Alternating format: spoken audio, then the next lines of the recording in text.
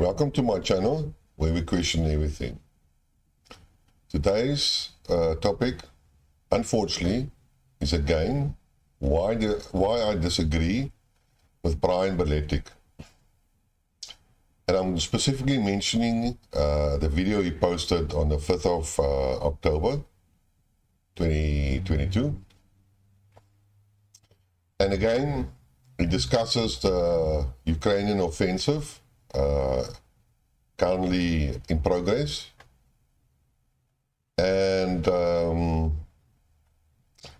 basically discusses all the other points that I'm actually disagreeing with.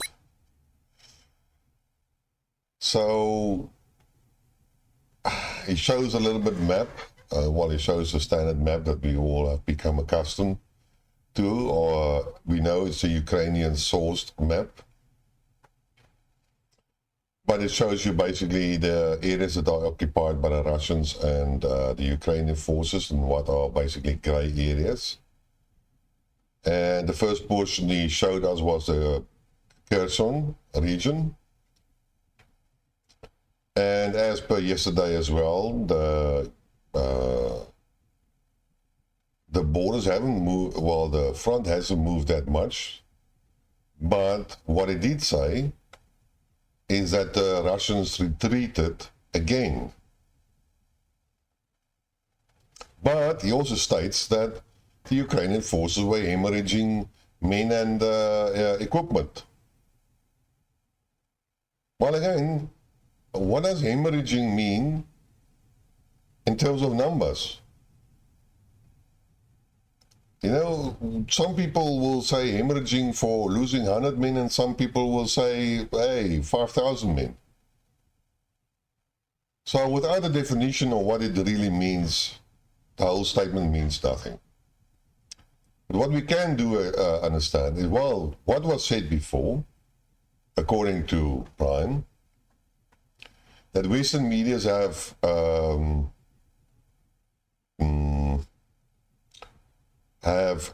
interviewed some wounded soldiers, and the soldiers were saying they were losing 5 Ukrainians for each Russian. Well, the first thing you have to ask your question is, how the hell does a soldier know how many Russians they are losing? And then you have to ask the question, when were these interviews conducted? And you will probably find that it wasn't conducted in the last week or two, probably a month or so back. So are these assessments correct? I don't believe so. Yes, we have the Russian numbers of 5,000 Russians dead and died, killed, and 60,000 Ukrainians killed. But that was at the stage where the type of military action was totally different. And that's for the first couple of months until that numbers have been made available. The Ukrainians were on the defensive side. The Russians were on the attack. It was attrition warfare. Artillery shells were falling all over the Ukrainians. And a lot of Ukrainians died, actually, without seeing the Russian or firing a single shot. Now the matter has changed. This is an offense, which means you are not a stationary target, you are a moving target. Yes, you are approaching the front lines. Yes, you will lose men and material. That's the, it's one of the properties of an offense.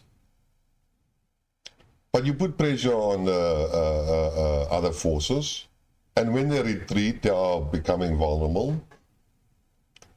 So this is a totally different type of scenario. And using old numbers is not going to cut it.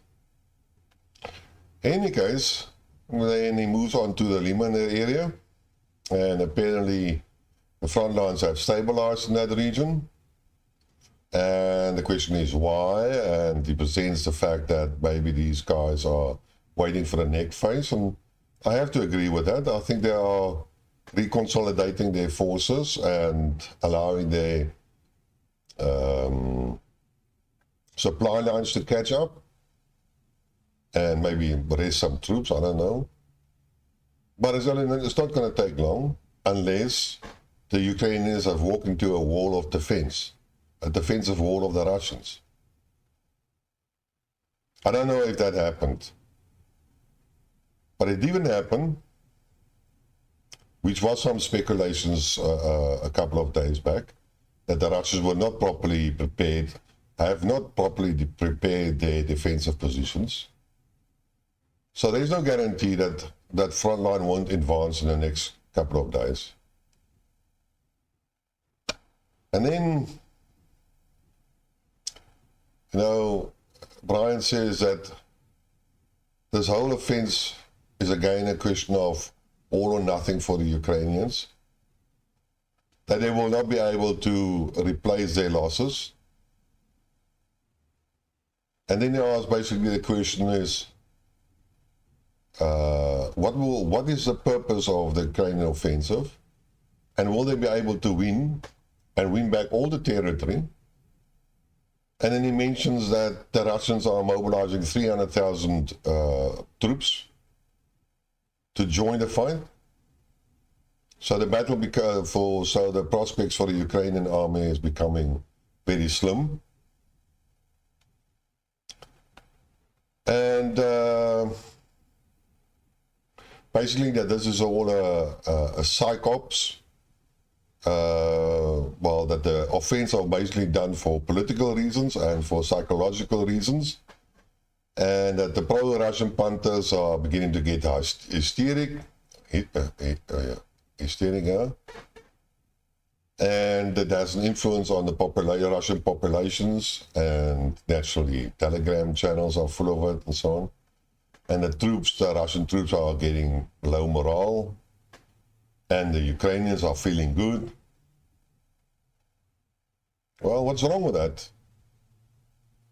Isn't that the purpose sometimes? Boost your own troops' morale, especially if they are winning.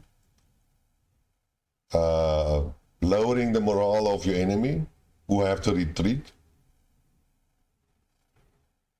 Lowering the morale or the feelings of the people at home, who might start to ask the question of, why are we even in this conflict? This is all valid tactics. There's nothing wrong with that. But in any case, I just want to mention something which Brian doesn't really realize. So he makes a big issue about the 300,000 new Russian troops that's going to join the fight.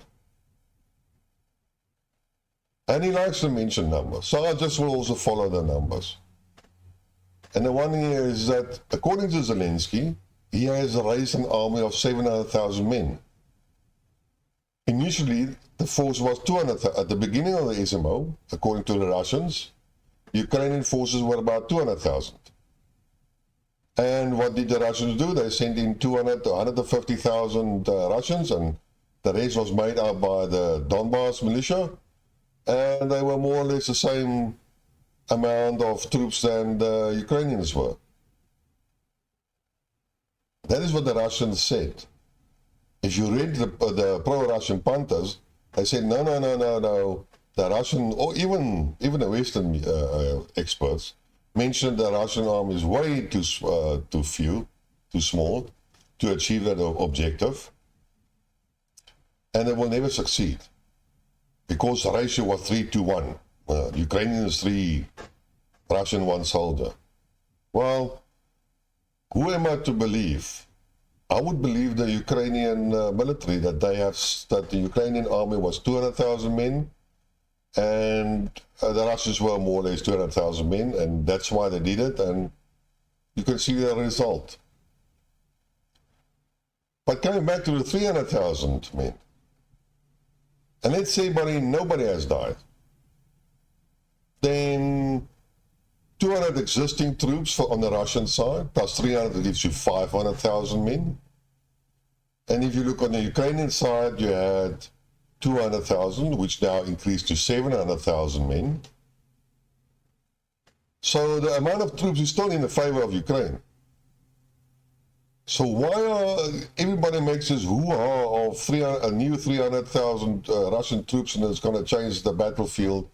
No, it's an adjustment, necessitated actually, if that's a correct English word, by the circumstances and the changes on the battlefield. Ukraine has increased its manpower, and therefore the Russians have to do it themselves as well. And they have waited a little bit too long for that. And that's why we have all the success by the Ukrainian forces. And the huge, remember, not small, huge areas that they took back. Don't try to bullshit yourself. All right. So, either one of this dreamlike assessment of the matter. Things have changed. And then Brian actually challenges us, or the viewer, and what is the whole purpose of this Ukrainian thing? Well, he gave the reasons, and I fully agree with that, but there's another reason, which I believe I said in the previous video. If I haven't done it, then I actually forgot about it. But what is Zelensky doing? He's throwing all his equipment into the fight. He's losing equipment, but what he's doing is he's showing his Western backers that the Ukrainian army can achieve a success, number one. Because, I will come to that, but I just will call it now, is that the Americans are incrementally supplying weapons. And the latest one that was announced, which he also refers to, which you will address just now, was the 22nd drawdown or delivery of weapons to Ukraine. And if you stand a little bit back and so on, and you think about investment into a project or a company, you're going to give that, when a company comes to you and sells you the earth or the heaven or whatever you call it, you're going to give him all your money up front. No. You're going to give him a little bit, and then he must show that he can do it. And you give him a little bit more, and he shows a little bit more, and you give him a little bit more, and you show a little bit more. You know, it's like small incremental things until you can see that this project or this company is going to be a success. And then you might decide not to go all in, but to get to a point. And this is what Zelensky is doing. He is showing that the Ukrainian army can do, and that Ukraine is worthy of the assistance that the West is providing. So he's selling his war. That's number one.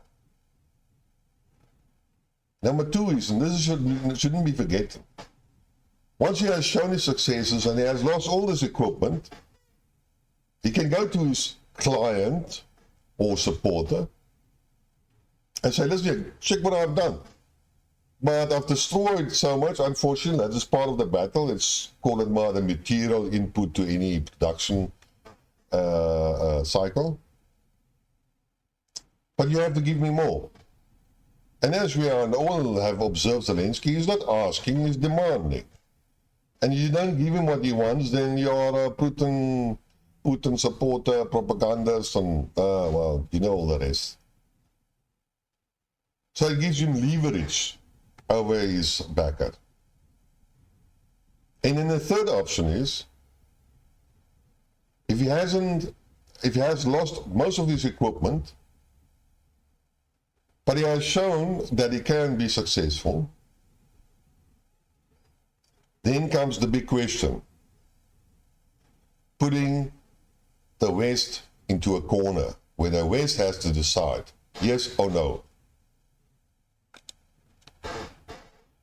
Are they going to support Ukraine till the end, as they have promised? Or are they going to abandon Ukraine? And that is the biggest question.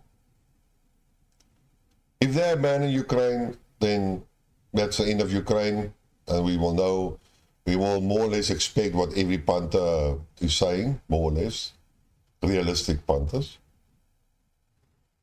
But But if they go the other way, then unfortunately we're going to have the Third World War. Will it be nuclear? I doubt it, unless there are some seriously stupid people, mad people, or unless the West does win and enters Russia, and Russia activates his nuclear doctrine, and there we go.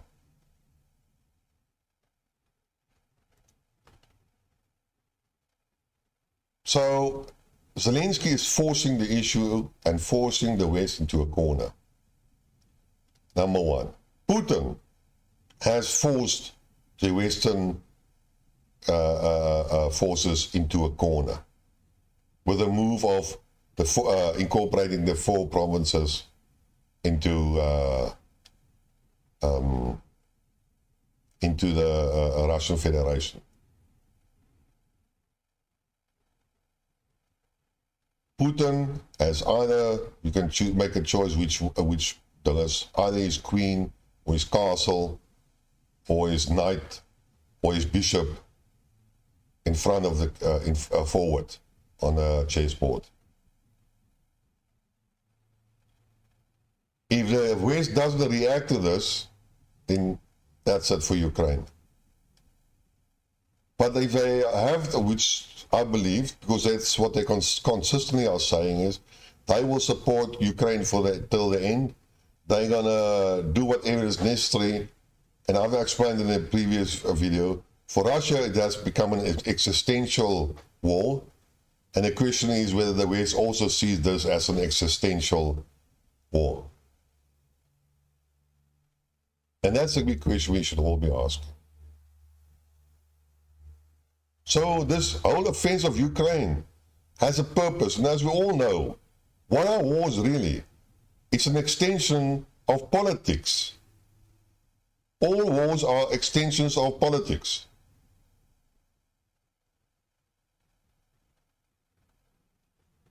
In any case, so let's go to this article that Brian is referring to.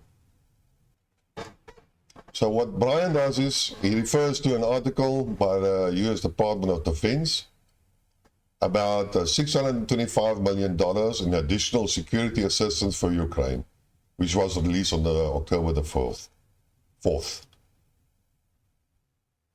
And then he starts to go down the list. I will go down the list and treat it the same way, basically, that Brian has done. So, America is going to send another 4 HIMARS and associated ammunition. And then he goes on about why only 4? Because the Russians have destroyed probably half of the existing 16 that are already there. So Ukraine is going to sit with 12 max. And that is way too little. Well, if I go to the daily briefings of the Russian Defense Department, and you look at, usually it's listed at the bottom of the report, not the total bottom, it's bottom part, you will see that they always shoot down HIMARS projectiles, out of the air by their anti-aircraft defensive systems. And then one has to ask yourself, are these HIMARS in any case effective? Because the Russians are shooting these things out of the air. So, think about, what are these HIMARS doing? Are they the game changer like Scott Ritter always says? I don't believe so, because the Russians shoot them down. So they are only effective in areas which is not so closely defended by anti-aircraft systems. And where that is, I don't know. And none of us really knows, because we don't know what the layout is of force and equipment on the defensive and offensive line of the wall. So we can't make any assessment on that. And then the next item on the list is 1655 millimeter howitzers. And then it goes on about the amount of 16. Nobody knows how many, then he talks about the Americans have supplied to Ukrainians was 120, about 120 of these 155 howitzers. Does anybody know how many of these are still available? How many have destroyed? Is 16, it's not a lot, but maybe it's not that bad. Was this list really requested by Zelensky, or was it determined by the American Pentagon? They should know more or less what the Ukrainians have lost and what they still have in production or have still available. So what are we really talking about? None of us really knows what's going on. Yes, it sounds like a few howitzers. Well, on the other side, you can think about, oh, yeah, the Americans don't have enough of these howitzers to deliver to Ukraine because they don't want to go into their own stock.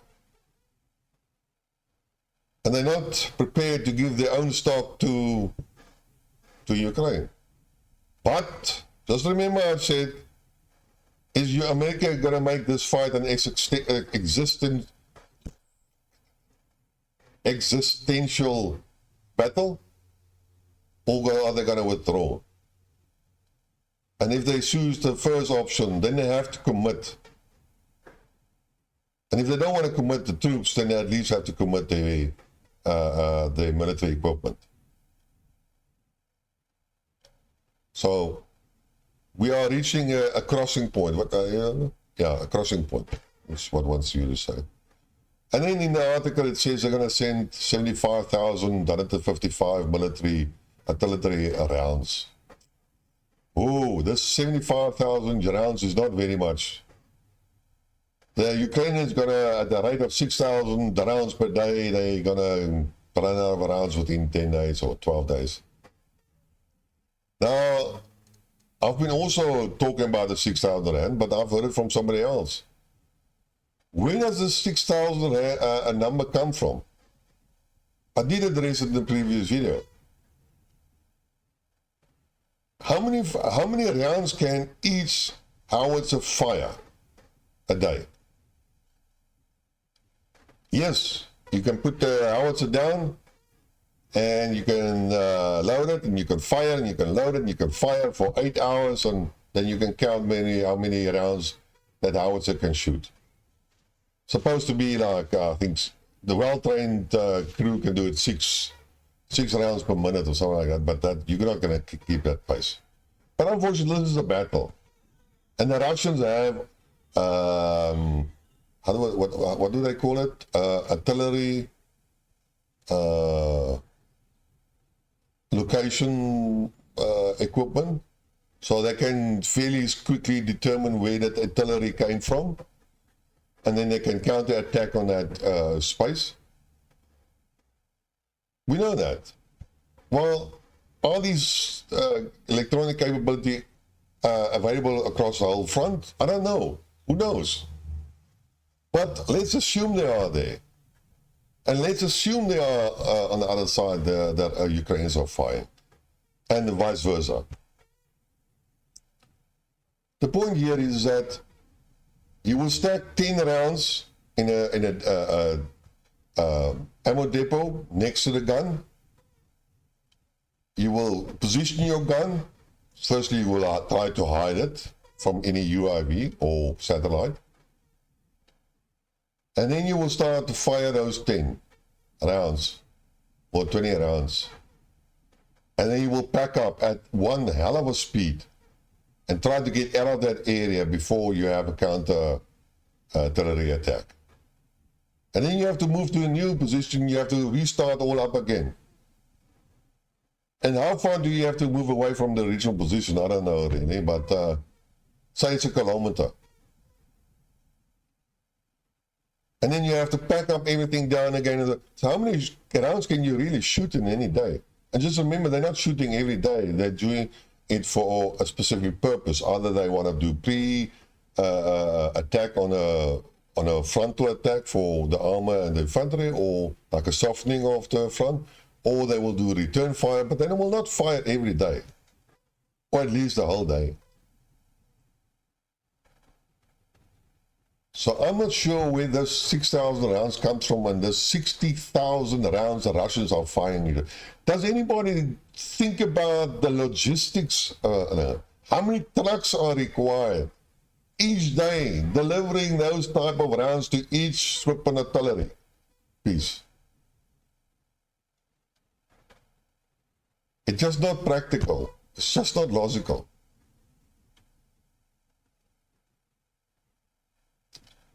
But what is more important about this list, which Brian doesn't point out, is that it includes 500 precision-guided 155mm artillery rounds.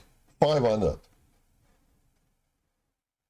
These are not dump ammunition. Dump ammunition. These are GPS-guided ammunition. That makes a huge difference. How many normal rounds do you have to fire to get the same effect as one of these precision-guided rounds? And can the Russians even shoot this round out of the air, or is it given that it will reach its target? So the effect of these rounds are much more important, and they are sending 500 of them. That's no small amount. And then they're even going to include 1,000 155 rounds of remote anti-armor mine,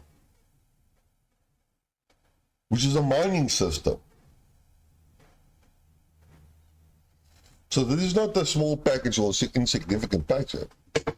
For me, that intelligent or the non-standard round is a significant part of it. And then Brian mentioned this 105mm howitzers, 16 of them. And why are the Americans sending it? Well, that is what they can send at this stage. It's like the financing option, number one. And he mentioned it, but this is outgunned against the Russians 155mm. But I can understand that you can look at it in such an isolation or limited view. How far can this 105mm howitzer fire? I don't know. 20 kilometers, 30 kilometers? How far can a multiple rocket launcher fire? 25, 30 kilometers? How far can a 155mm one shoot? Well, with a rocket assisted, around maybe 70, 80 kilometers, but on a standard 40 kilometers, 45 kilometers. Are there everywhere 155mm artillery pieces? No. So is this 105mm howitzer useful? Definitely. It's probably a lot lighter than a 155. Easier to tow, easier to set up. I don't know. I'm not a weapon expert. But it still fires an explosive round. And if you are where it lands and you are in that vicinity, you are dead. And isn't that the purpose of all military equipment? So, and then we have 30,000 120mm mortar rounds, okay? Then we have to protect the mine-resistant ambush. I don't care much about that. And then he addresses that they're going to send 200,000 rounds of small arms ammunition. 200,000, and Brian goes off on that. Does anybody know how much is 200,000 small arms ammunition? Yeah, it's probably not even a truck, maybe half a truck full. Who's going to send 200,000 small arms ammunition? Nobody. This is probably a typo. They're going to send probably 200 million or 20 million or 2 million rounds. 2 million is too little, maybe 20 million. But this is a clear typo. So don't go over. Think a little bit on what you are saying.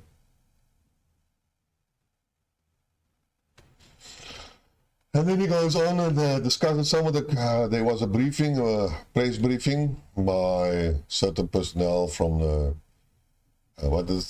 Brigadier General Pat Ryder and Deputy Assistant Secretary of Defense Laura Cooper. And they were holding a press conference, and then they were asked a number of questions by the press.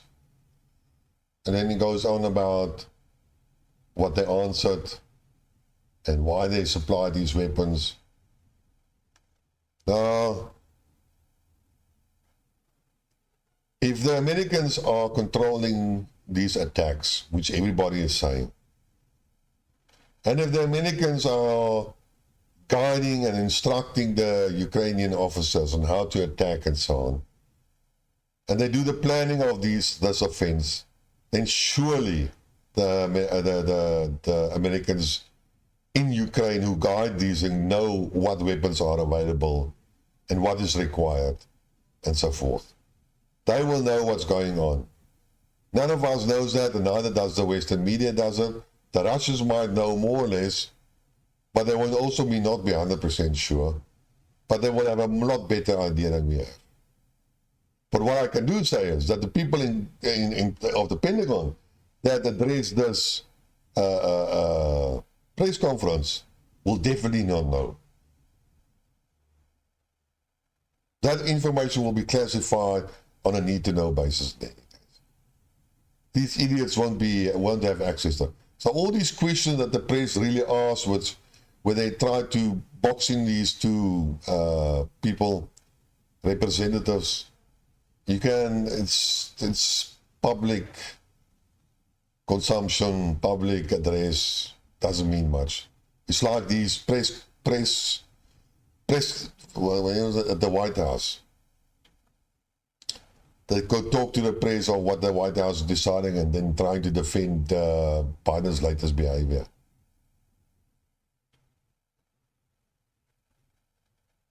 So what I would like to go, and then again, we go on and on and on. Brian mentions again the Ardennes offensive. And tries to make it the same as the Ukrainian offensive. No. It's not the same. It was the last, in Afrikaans you would say stuiptrek. It's the last, when somebody just dies, that his muscles pull together. I don't know what that would be in English. But it's in the last, a twist of a dying animal. Germans were tennis. And the only reason why they lost, in my opinion, is that things went wrong for them. There were two branches, something like that, and what happened, they got confused, and they were forced onto the same road, and that caused a lot of chaos. And, well, like I said, battles can be predetermined, the outcome. It's mistakes that usually then guide what the real outcome would be, but from a technical point of view, you can determine what the outcome would be of a battle. And if things go wrong or the wrong decisions are being made, then the best setup will allow you to even lose that battle. And that is what happened in the Ardennes. It wasn't a political issue. It's impossible to have been that. That is just historians trying to project their own ideas into the heads of the command on Hitler and in his command. I have explained why Zelensky probably is doing this. So, come on, this is not the same. I don't understand why people always go back to the Second World War. Why? It's 77 years ago. Stop doing it. There are some news items that I would like to address that Brian says. Firstly, he mentions again that, I don't understand. Russia, the Western media has said that the Russians will buy 155mm rounds from North Korea. And they have bought so many drones from Iran. And he doesn't believe whether this is right or wrong and so on. No. No, no, no, no, no, no, no, no, no, no, no, no. Brian, don't destroy your credibility now. You should have haven't even mentioned this. You should have rejected from the start. The Russians will never buy the rounds from North Korea. There is no reason for that to do. That is just why North Korea is the, I don't know how you can say it in English. The Afrikaans is a muishond. It's a black, small animal, furry animal with a white strap on top of that, and then if in order of defense, it shits on you. And it stings. In any case, that is what Korea is for the world. And if you can connect Russia to North Korea, then you put the same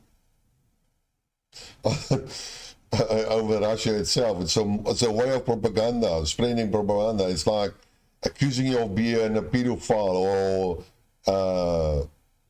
a rapist or a flippant anti-Semite or a Nazi or a racist. I don't know what you say, sexist, yes. Those are such strong names that even if it's not true, it doesn't matter, it sticks to you. And people will always look funny at you. And that's how the propaganda works. And Andrei Martinos has in any case proven, and I've looked it up myself before he actually did it. I looked at all the drones that the Russians are supplying or manufacturing. And there's few photos that are alleged Iranian drones. No, they look like they're Russian drones, which are Russian produced. So that's also not true. But what does it matter in any case whether it's true or not? So, okay. And then I just want to make a point now. You've got to listen very carefully, because I've talked about this a number of times.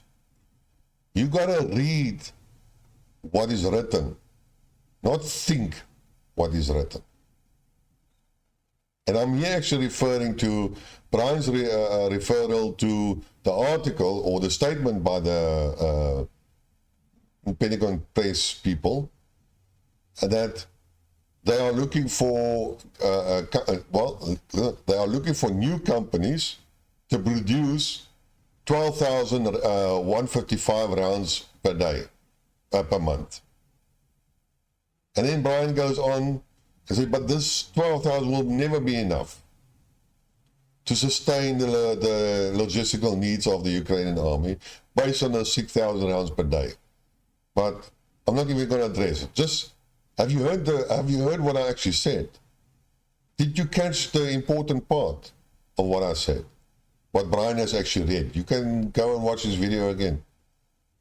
It says new companies, which means that the companies that are now producing the 155 millimeter rounds are still producing this stuff. And the Pentagon is looking at additional supplies of 155 millimeters. It's additional 155. Now we're also talking about that the Americans are running out of armament and ammunition, saying let's just take the 155.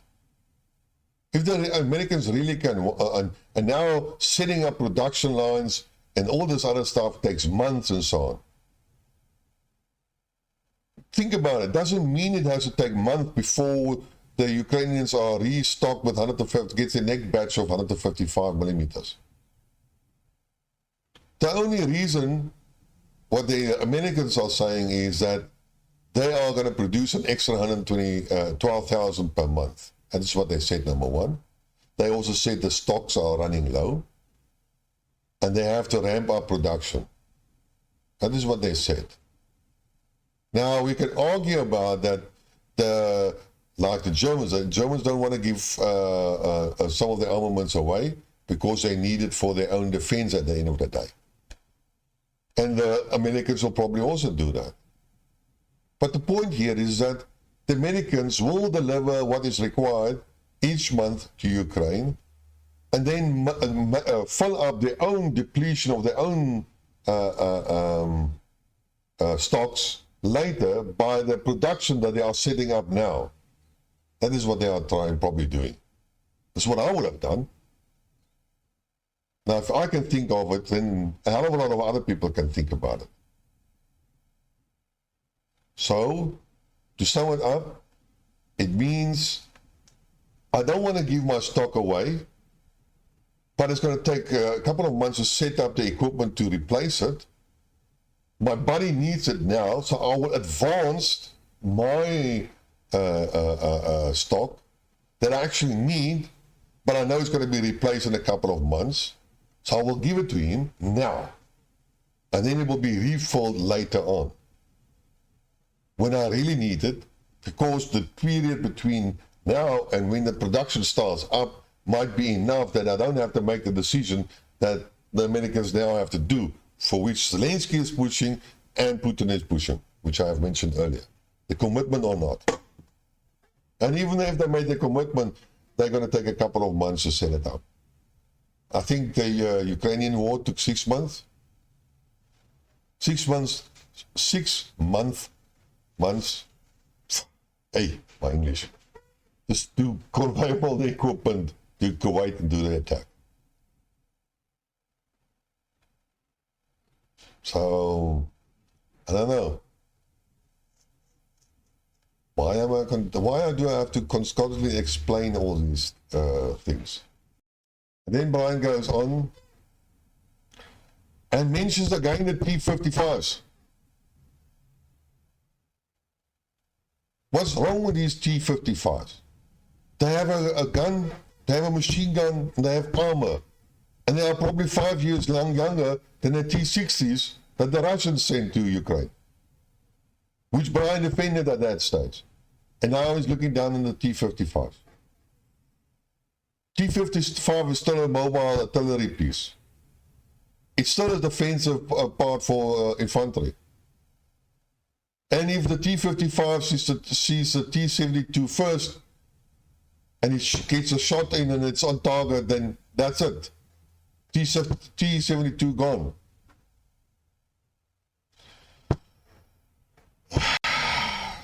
Please, people. Please, Brian. Start changing your narrative. In any case, I believe that's my story for today. If you like what you heard, press the like button and come on, subscribe to the channel. Let's grow a little bit. Spread the word. If you think I talk nonsense, then by all means, say so. In any case, that's for today. Until next time, cheers.